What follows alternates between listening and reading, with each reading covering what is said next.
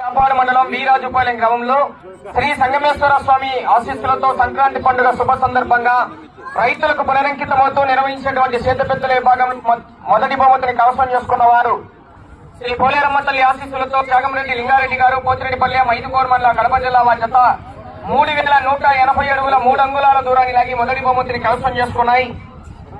రెండవ బహుమతిని కవసం చేసుకున్న వారు సిద్ధయ్య స్వామి ఆశీస్సులతో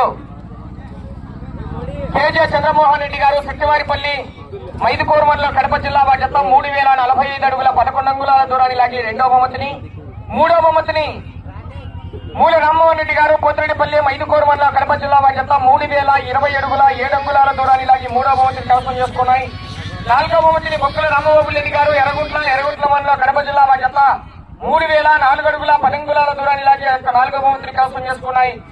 ఐదవ బహుమతిని ఇరగమరెడ్డి లక్ష్మీరెడ్డి గారు రహమత్ఖాన్పల్లి కాజీపేట మండలం కడప జిల్లా వారి జత 2965 అడుగుల 9 అంగుళాల దూరాన్ని లాగి ఐదవ బహుమతిని కవసం చేసుకున్నాయండి.